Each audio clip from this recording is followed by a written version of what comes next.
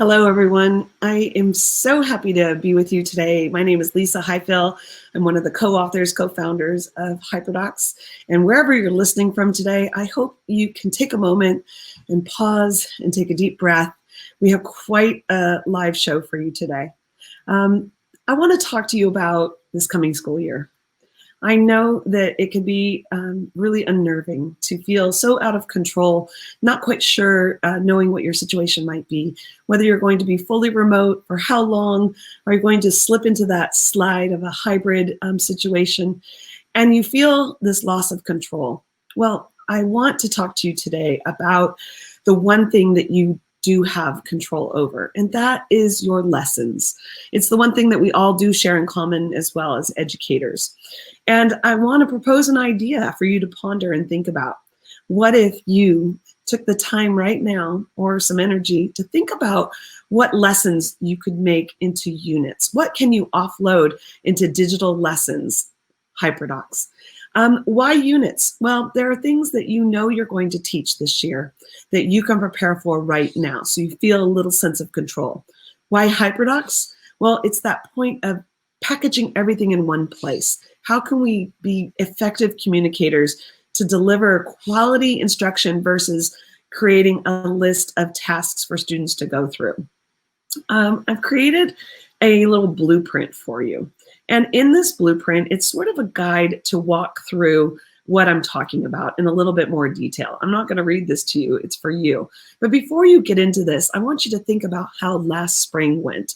What worked well for you asynchronously and what worked well synchronously? Once you come up with those ideas, start thinking about that asynchronous teaching. What can you offload to create some powerful digital lessons? Now, when you're starting to select a topic, what should you choose from? I have all of these great examples from so many of people that I really look up to in the education world who have been sharing their resources. We have lots for you to think about, but I also want to push you a little.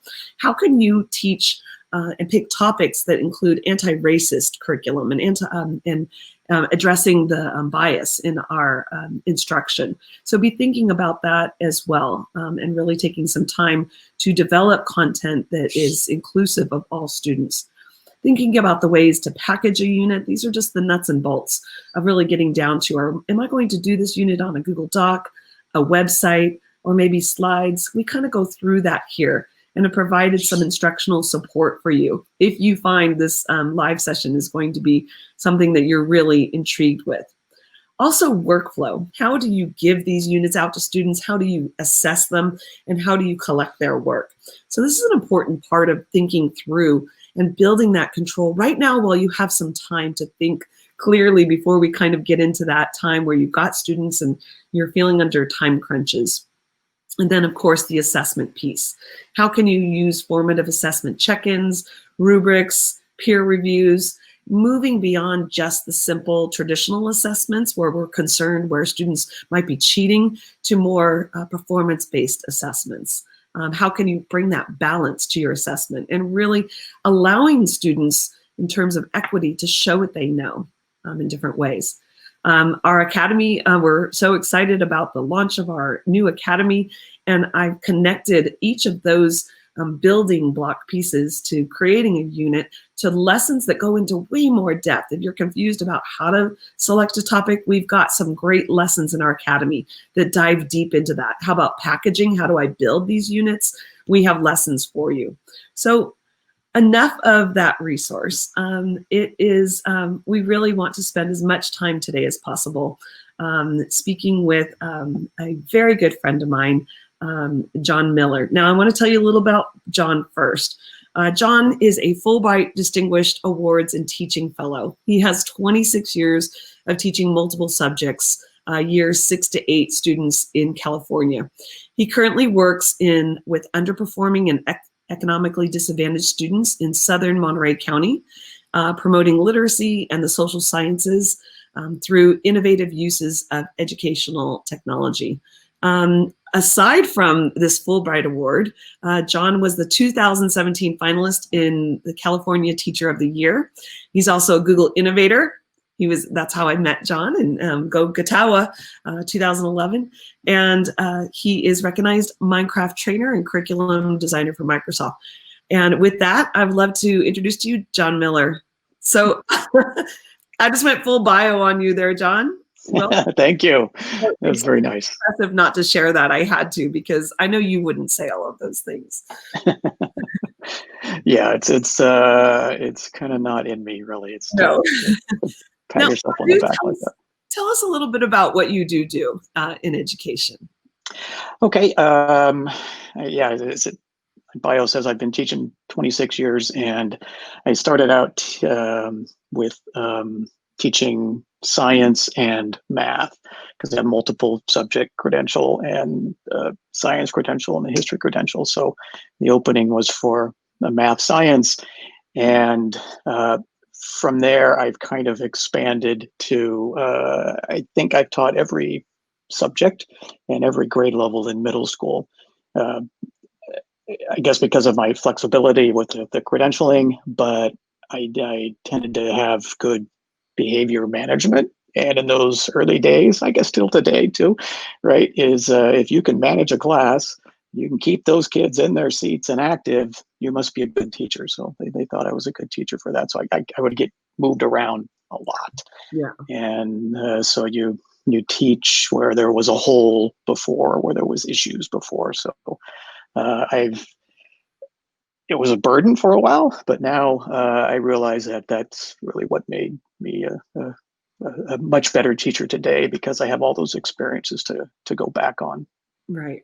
Now, we invited you today because we heard and talked to you about this amazing work you did with your site and your teachers in your district as you went to remote learning. I just gave a little preview about one solution, which is creating units, and you actually did this with your staff, and I really was excited to share your story. Can you tell us a little bit about what you went through last year as we shifted to remote instruction? Yeah, I'd be happy to. I returned from my Fulbright a year ago, and over the summertime, and I spent almost 6 months in Singapore. And I was learning about the Singaporean education system. Originally, my research was going to be in games and how games can be used to promote kind of more creativity and innovation in Singapore. But I also was, as part of that, I was able to go around to school sites and kind of embed myself in different schools and learn from them, from their best practices. And for those who aren't familiar with the Singaporean model, when every 3 years there's PISA scores are released, where all those kind of middle school, ninth grade-ish, lower high school kids take an international test in math, science, and reading, language arts. And the test results are released, and everybody kind of looks at where their country is compared to everybody else. And we think, well, you often think of Finland, because Finland gets a huge, and rightfully so, gets a huge pat on the back for that. But invariably, it's been Singapore has been like number 1 or 2 in the world in all 3 categories. And so I was very interested in how they do it, and could we bring anything like that back to my school district? And that was part of the whole Fulbright philosophy too, is when you come back, you're supposed to continue, you're supposed to expand and hopefully share and make the world a better place. So what I learned was the time they devote to teacher professional development is just astounding. And I think that is one of the key factors that enables them to their students to do so well. There's plenty of other reasons why they do well too, but I was super impressed with that. The teaching day in Singapore is only about half that time in the US. We're lucky to get that 45-minute or 50-minute break where we get to prep or less. Right. And then we gobble our lunch down in 30 minutes or 45 minutes while we're doing things too, or helping kids. But in Singapore, it's quite the opposite. Teachers are highly trained, but they're also expected to work together Teachers don't necessarily have their own room. The students have a room, and the teachers rotate. So teachers are then found in, you found them in the, there's a teacher room, the teaching room, where there are the cubicles, and you sit kind of by departments. And that encourages teachers to have conversations and to meet. There are team leaders, teacher leaders for each content area or grade level. There's also department heads.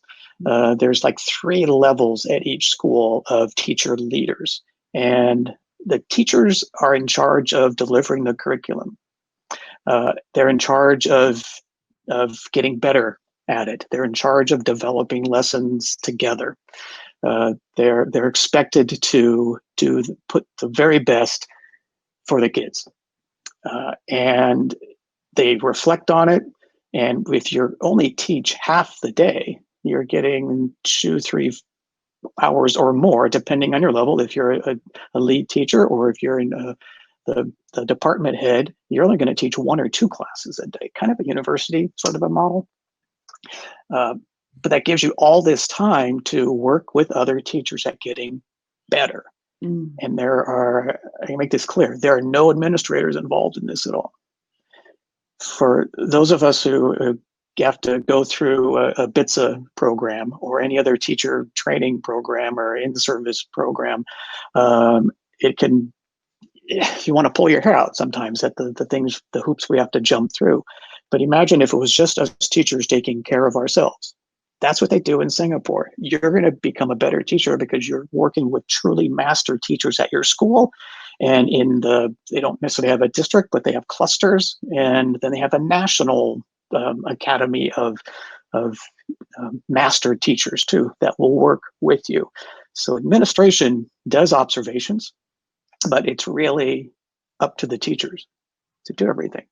And that was a huge takeaway for me. And I was so impressed with that and thought, gosh, wouldn't it be wonderful if we could somehow bring that back to education here? And when I got back, I tried to make some little inroads of, if you just gave us a little time to work together without this rigid set of rules and expectations and timeframes, like we used to, frankly, I used to do that when I first started. We were able to do that. We were able to work together more independently. But we've gotten away from that with the lack of time, and I think teachers have the expectations of us as they've increased. The time we get to work together seems to have decreased.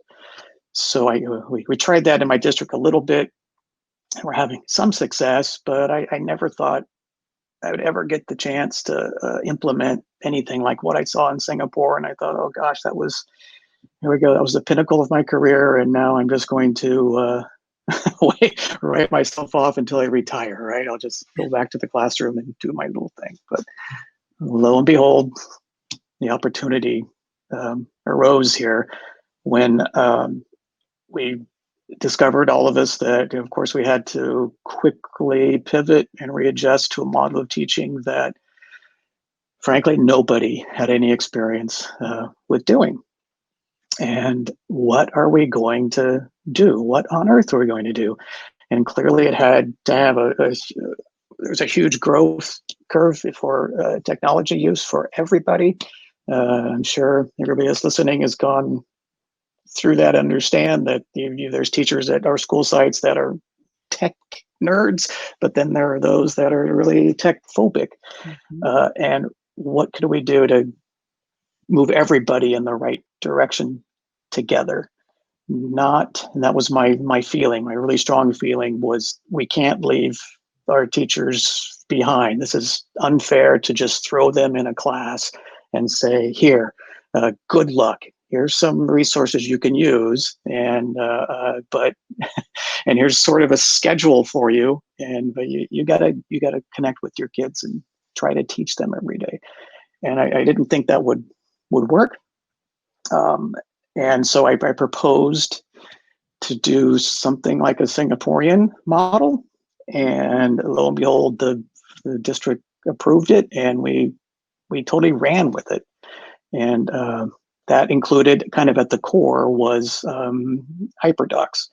If all of us as teachers tried to go with kind of this synchronous model, and which is what our high school did, and everybody's going to be on Zoom at sort of the same time, and we're going to try to teach. There's 40 of us or so in my district or my school. That's not going to work because we don't have the experience to do it. And so we pulled that back, and there were some teachers reticent at first to try this because they wanted to go and do the things themselves.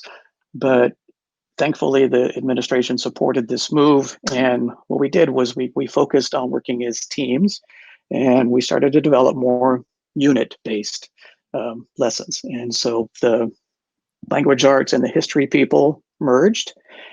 I think we should merge like permanently. I think language arts and history is like a natural fit. I wish we could get a teaching credential that would be language arts and history. Say at this point too, John, I hate to interrupt because I love listening to your story, but everyone get out your notes right now because he's about to lay down what they did.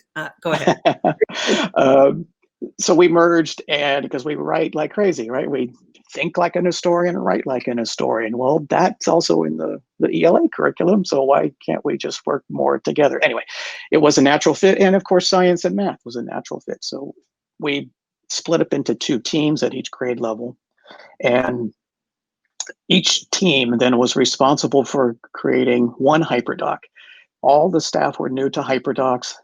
So I went with just the basic model, explore, explain, and apply. And we worked through the process that it is a process, and I was able to tie in, look, it's building on depth and breadth down here, and we want our kids to be able to give them an opportunity to learn at their own pace, because we went with asynchronous. But the key was we worked as a team to create it. And every day, one HyperDoc was published. We published it on the website. We didn't do Google Classroom. I use Google Classroom. I like Google Classroom, but the notifications and trying to get every teacher to promote and publish the things on the right schedule and the time was insurmountable, I thought. So we just had a web page that had an 8th grade, a 7th grade, and a 6th grade subpage. And we published the HyperDocs each day at 10 a.m. on that page. But it was only the one HyperDoc that was supposed to take around 90 minutes to do. And we then, in our team was either live working with the HyperDoc, or we were creating the next group, the next day's HyperDoc. So if it was a math and science HyperDoc, those teachers would be in a Zoom room for 2.5 hours beginning at noon. And kids would come in, pop in, and ask questions. But the HyperDoc had the 3 checkpoints. And the 3 checkpoints were all answerable to a kind of a Google form, whether it was a direct response into a Google form, whether it was a quiz, or whether it was a short response, or it was a link to something they created. We had them submit in a Google form. So each step was a Google form. So imagine you're in the Zoom classroom with the 4, 5, 6, 7 other teachers that were on that day, and our PE teachers came in and helped too. And we're all watching the spreadsheet live, and we're helping kids as they come in too. And as the answers are coming in, the tech director, one thing that's frustrated me about the Google Forms is you can collect the student emails, which is great, but how come they're not hyperlinked? So you'd have to copy and paste it into an email. So our tech director wrote a script that I ran every morning on all the new forms. That was quite simple, and it just populated that column with live links. So as we're sitting there, here come the answers, we're reading them, and we click on the link, the student's email, our email pops up, and we type a response. That was key. My students struggle with literacy. They struggle with math. It's a high poverty area. It's very difficult to, yeah, it's very difficult. I'll just say that. And it is a huge challenge to get those kids to do work. So we said right away that we want to build success. And even though in the classroom we would strive to get all 3 parts done, can we just get them to do that first part? Can we get them to show up? That was key. It was the social emotional connections with kids. Can we get them to come? And I felt that that was a critical element. Let's get them a response. Everything they do, make a personal connection. So we're typing a response. We didn't want to just say, nice job, good work, outstanding. We wanted to make a connection. If you knew the student or if you didn't know the student, here's a chance to get to know them. So ask them a question about it. Let them know what you liked about the response. It didn't take long. It was just another line or two, and make a personal connection with every single student. They took the time to do that, and they think it's just going to disappear and that nobody's going to read it. But boop, 2 minutes later, 5 minutes later, here comes a response. And it comes from a teacher for part 1. And if they do part 2, another teacher might have responded. And they did all 3, that was a third teacher. And we connected with them in the morning. So some of those kids got 4 or 5 check-ins every day and comments from teachers. That was absolutely key. Yeah, they did the work, and we monitored on another spreadsheet. We scored it, and we just put the checkpoint. They did number 1, they did part 2, and this kid did all part 3. So we had it beautifully organized. We had a spreadsheet person that loved coding everything, and we were able to get all this great data. And it was our data. It wasn't district assessment data. It wasn't from the state that we're supposed to be in a room to disaggregate. We're watching our data come in from our work and responding to kids positively and affirming them. And I'm super proud of this. By the end of that, we did, what did we do? There were 41 HyperDocs we did for each grade level. And at the end of it, we gave out 35,000 comments to kids. Oh my goodness. And it was every day. You just kind of got into that rhythm of connecting with students. And that was the goal. It wasn't to make us feel bad because only 3 kids showed up in my class today, and now I'm going to mope around the rest of the day. Well, let's do something about it, right? Let's connect with these kids. They need us. And the learning's going to come if we can make that connection with them beforehand. And even if it's just they're checking in at homeroom to say hi, that's great. And keep encouraging them to come in the afternoon and check in with you. The other side of that was the history and language arts teachers, of course. They weren't on, but they were in another room, and they're working on the next day's HyperDoc. So here we are, the Singapore model. We had 2.5 hours every day to work on a collaborative lesson.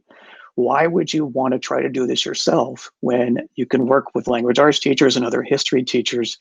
And the workflow was phenomenal because, we had issues at first. We all have the teacher lounge stories of who you want to sit with and who, if you see in a room, you turn around and walk out because they're in the room. But now you're in the Zoom room. And we quickly discovered our own kind of strengths, right? We're subject matter experts, but we also like other things too. There's other passions we have. So some people were totally into the illustrative part of making the HyperDoc look fantastic and flow easily. There were some that were total video nerds that were finding the videos and editing them for us. There were curators that already had all this material and were finding it and summarizing it and be able to put it there. So everybody had a role to play.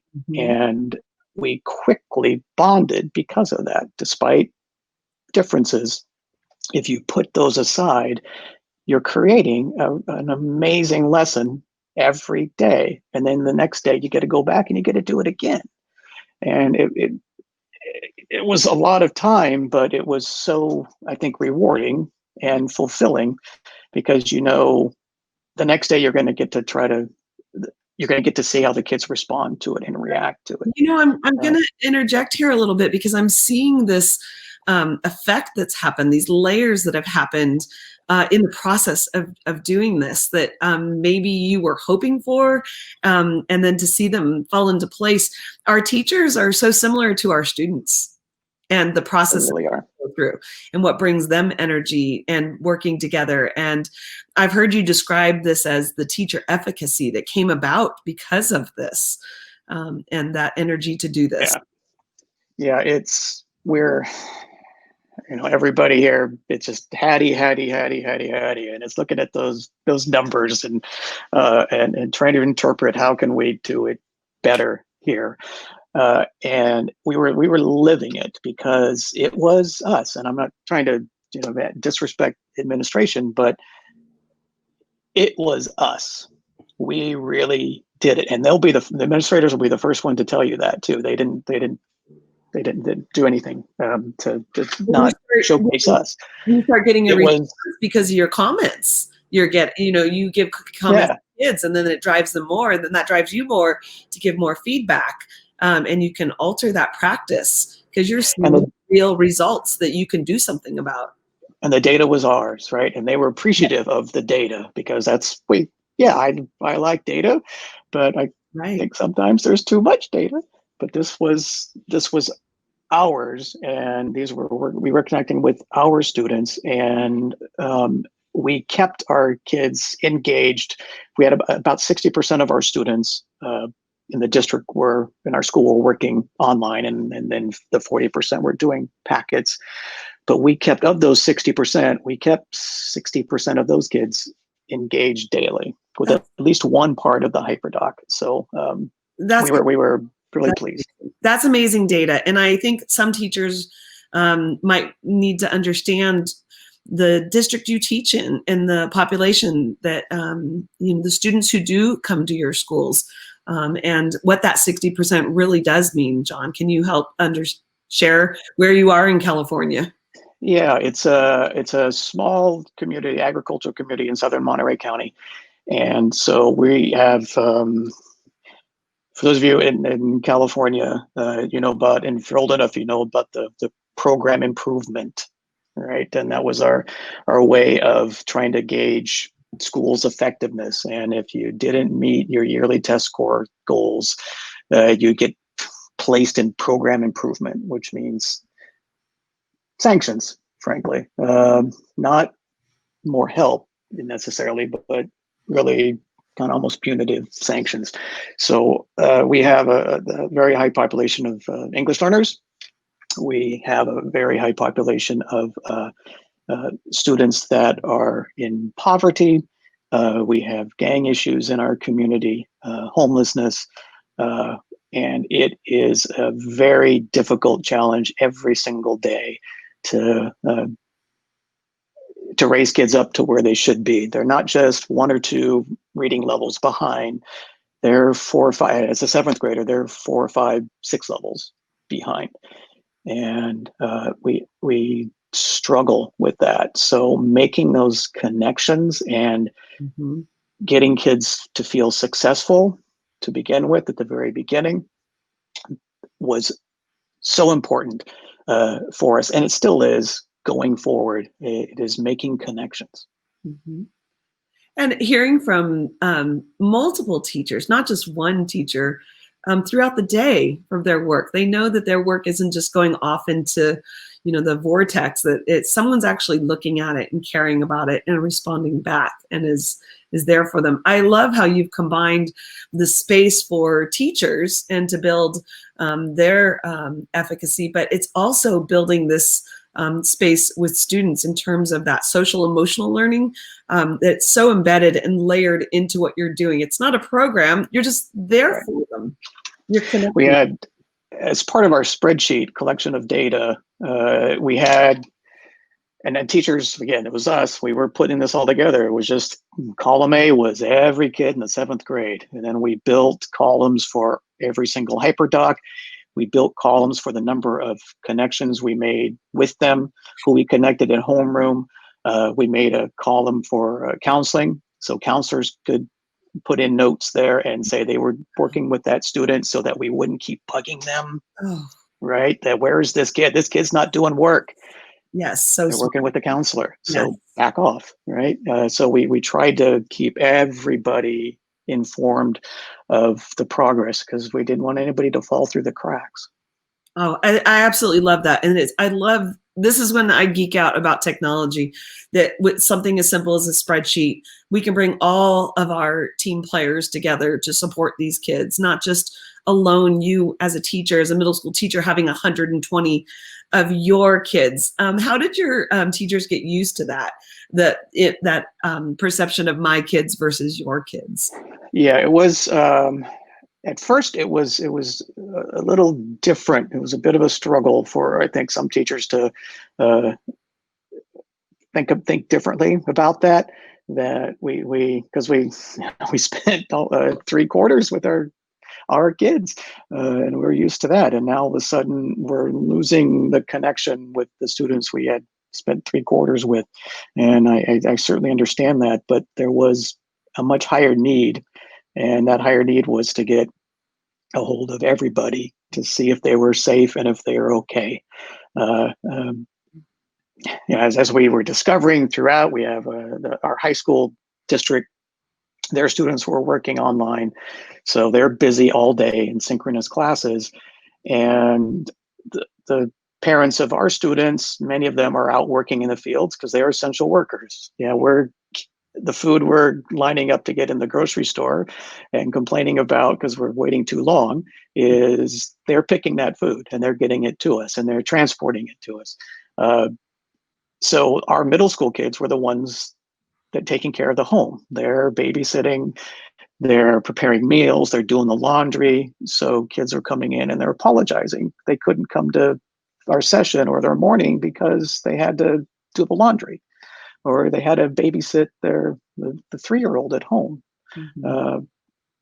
And that, I think, made a difference with teachers once we started to hear those stories about, oh, yeah, it's not us, Yep. right? It is every kid. It really isn't.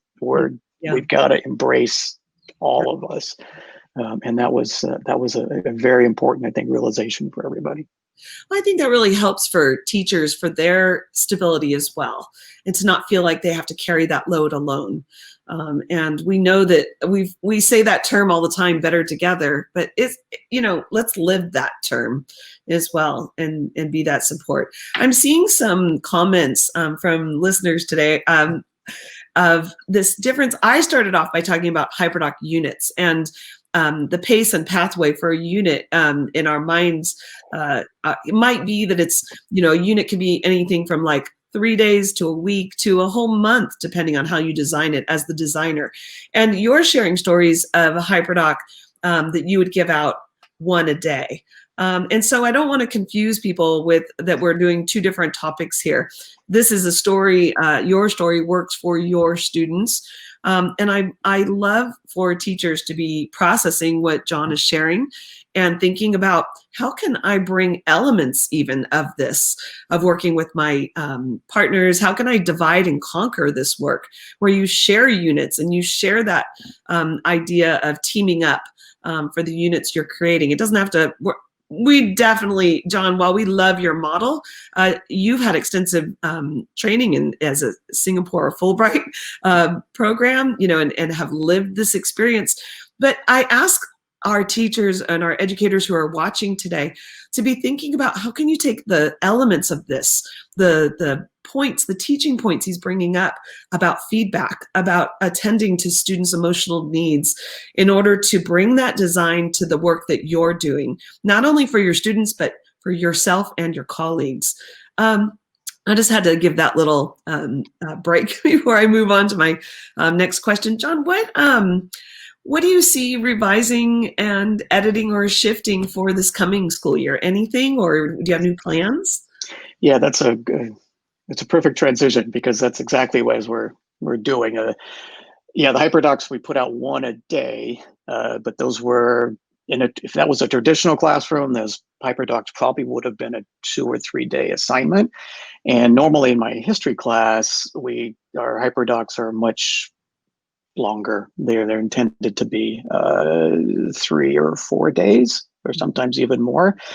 And I think with distance learning, which is what seems that everybody here is going with, is now I see the comment about, yeah, working as a cohort. That's what I hope we're going to be able to continue to do, is don't think of it as you have to develop all these lessons.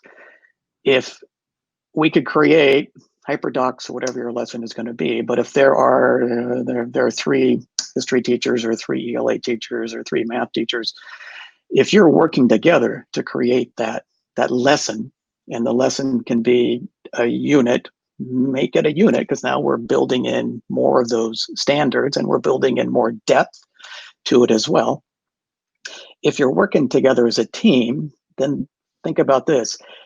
You can still, not only can you play to your strengths, still building that lesson, and everybody's going to pick something else to help with it, but also you can still work as a team in presenting that.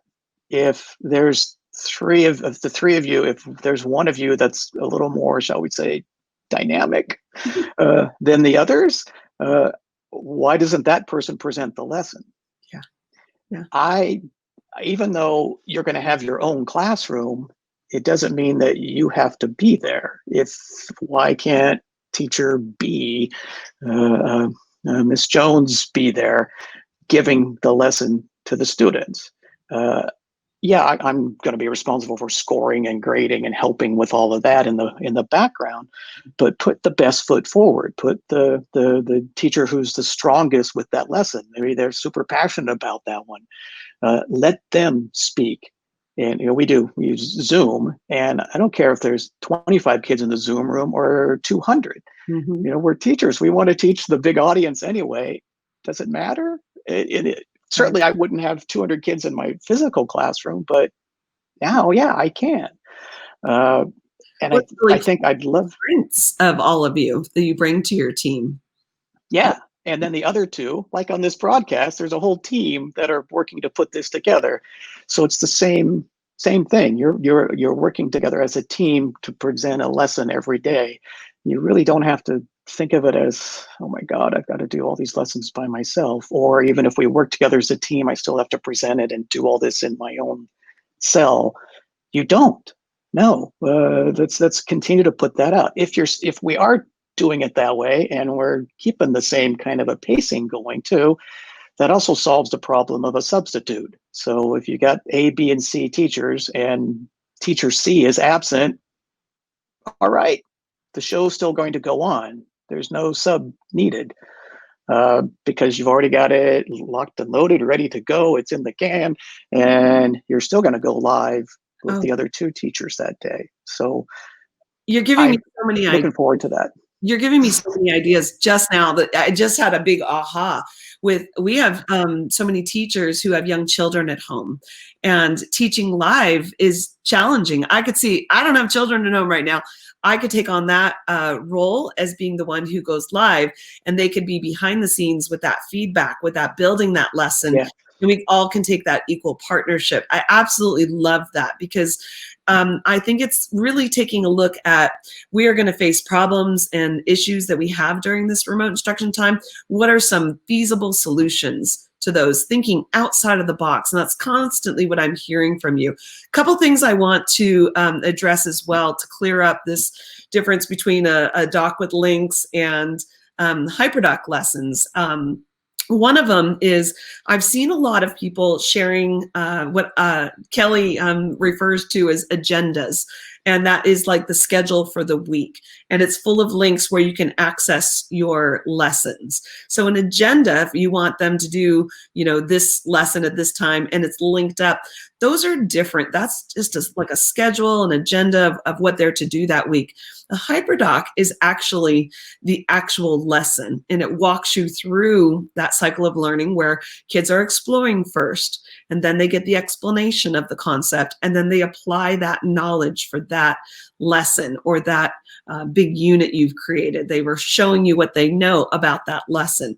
Having that cycle of learning, that explore, explain, apply, and then allowing kids to communicate, collaborate, and create within that lesson is very different from what I see often as agendas or a collection of your tasks for the week. So if your work is looking like a checklist to accomplish, you have to accomplish all of these tasks.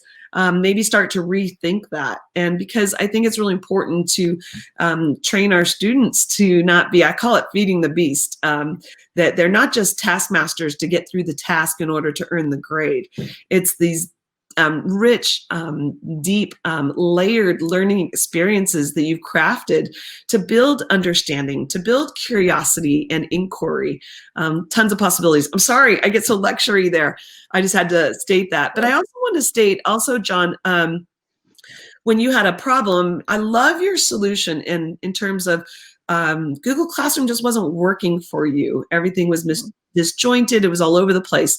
And in your Explore section, to know who participated and where they were at with their understanding, you inserted a form at that point, like a check-in within that Explore portion of your lesson. And then you did it again after the Explain portion. So you were doing your formative check-ins all along. Is that the case? Am I right? Yeah, we didn't want, because I'm sure everybody here knows the same thing. Kids just want to go right to the end. And what does the teacher want? And I'm going to give it to them as quickly as possible. But we wanted them to pause at every point and also have a checkpoint with a link there too. We had a live help room, but we also had a visual. One of the teachers the teacher that was good at doing the streaming and the screencasting, they recorded a walkthrough of each HyperDoc. So there was a walkthrough as well that's attached to each one. So if a student didn't want to join the help room, they could watch the video that went step by step how to do it. And we also built in the Eld Supports. Normally, when I do HyperDocs and push them out through Google Classroom, I'd create the first HyperDoc and then I create a copy of it, and the copy of it would be pushed out with modifications to my SPED students, or sometimes this last year I had to do 3 versions, one for my English learners. So that's normally how I would do it. Mm-hmm. This last year we just said, let's just put it on there, and if a kid needs the help, they get the help right there. Right. Checkpoints. Yeah, I think that's a crucial part that a lot of HyperDoc users sometimes are not sure how to navigate. And it's that pacing of a HyperDoc. Do I give it all out at once? Can I build in those checkpoints? And you've really extended my thinking about that in terms of that valuable feedback to students. And instead of waiting for that end product, that grade at the end, providing that feedback along the way, and how much that is a shift from, and I really want to hit this point hard here, a shift from assigning to instructing. That's been my takeaway already this morning, is that difference is you're giving feedback along the way. That is the instruction. So if they're making it through each level, they're using that knowledge and that feedback to build their understanding, which carries them into the next portion of the lesson. And so as teachers are struggling between how do I move from just assigning to really instructing this coming school year, I just love some of these solutions. They don't have to be too complicated. I'm a big believer in less is more. And then for you and your team, I'm just in awe that you found that space to work together as a team to give feedback to all kids. I think that is phenomenal. And you brought in other members of the staff. You said the PE teacher was in with you. Yeah, because it was what were we going to do with PE? They were able to make some cool videos for us, but we had so many students submitting work that they came in and joined us, and then they got to participate in the feedback too. Right. No, I do love that. I think that everyone in the school community can be a part of that. You've shared so much with us. But this isn't all you do. So I really want to give you an opportunity. Anyone who knows John Miller is the Minecraft EDU guy. Would you just tell us a little bit about that and share with us, if you can, squeeze in this whole after 2:30 activities that you did to connect and engage your students as well? Okay, great, sure. We wanted to have an opportunity in the morning for the kids to just pop in. We realized middle schoolers were late risers, so we said at 10 o'clock, every teacher will have their homeroom kids just to kind of check in, and as more of the social emotional things, needs of our students, we'd read the bulletin. We'd go over the HyperDoc that was coming up that day so the kids could preview it, and then some of them went on after that to start it. It was a time to get everybody going and share kind of the day's activities. And then at the end of the day, we, at first I was kind of hesitant because it was the end of the school year. We all have all those end of the school year plans and events, and it was all coming crashing down as people were getting depressed because we can't do this, we can't do that. What about we had planned this? But teachers being teachers, let's figure out a way. How can we still move ahead? We had planned a career day, which took a long time. It's difficult to get people to come to very southern Monterey County, to a small town, in person on a weekday to talk to kids about a job. But we quickly, with our wonderful assistant principal and her team, were able to pivot quickly to an online, a virtual career fair day. And we instead of just doing one day, we just split it up. And she threw it out there for teachers do you know somebody that kids might be interested in learning from? And we did Zoom webinars at 2:30. That was sort of the end of the day. We were wrapping it up. The goal was every day to have something going on at 2:30 for kids. So if there wasn't one of the career fair interviews with people, there was another activity. Myself and a couple other colleagues regularly hosted kind of a gamer chat where we just screen shared and played games and talked about it with students. Oh, I bet they loved that. I bet they were on that. There were, let's just play some fun Kahoots. We did pet share day. We did all kinds of those things. So there was something going on around 2:30 every day that was not part of school. It was just to pop in. And sometimes there were more teachers there than there were students. And that was okay. Because now the teachers got to see this extracurricular, as we called it, activities. And yeah, we can bring in, like I was able to bring in my friend, Minecraft genius, Adam Clark, who stayed up late in the UK. Wow. He came in and talked about the creation and design. We had a game tester. We had a Broadway performer. We had another stage, a television actor.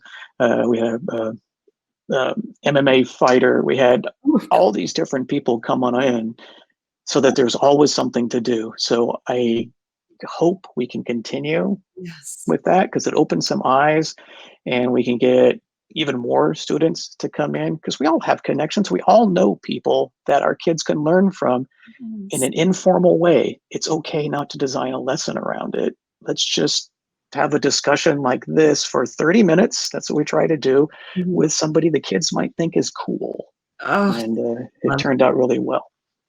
I absolutely love that. We work with telepresence in my district, but I've talked with you and we try to bring in these guest speakers, but all of a sudden there's such an environment for it. It's so much simpler, don't you think? I mean, we've talked about there's a lot of positives that are coming from this opportunity right now, even though it doesn't always feel that way. We're talking about changing education for real, right? Not just the last decades where only if we could only do this or we could only do that. We can do it now because we have this momentum And we're in charge because the administration needs us. The parents need us. The kids need us. So let's get that creativity back up front that has been kind of repressed for these past years or careers, because it's time to look at things differently and change education as we know it to something that's new and very dynamic. It's we got to get away from the models that have absolutely failed us. And I love the ideas that we can, as working together, we're trying new things and we're pushing forward, and we're doing all the Hattie research. We're proving it right now. So let us continue to do that and not be afraid to take those chances. Well, we appreciate you so much, John, for being in here with us today. This has been really enlightening. You have gotten me thinking again on so many ways to look at this upcoming school year as solution-based, to encompass all of the players in our education system, not just our students, but also our teachers. We can't thank you enough. I encourage all of you to follow John's work, his resources at johnmilleredu.com. He's amazing, his blogs. He's written about this experience there and his experience in Singapore. And of course, all of his Minecraft work we absolutely love and love to follow. Follow him on Twitter, johnmilleredu. And I hope to maybe let's check in again this school year, John. Would you like to come? Oh yeah, absolutely. Our Facebook community would love to see from you again and hear how it's going and new ideas you have. We'd love to see that. So thank you so much. Everyone in our community, thank you so much for joining us today. I hope this brought you a little inspiration, a little bit of aha, so that you can have that strength and energy to move forward with your plans. Have a great Saturday, and we'll see you next week.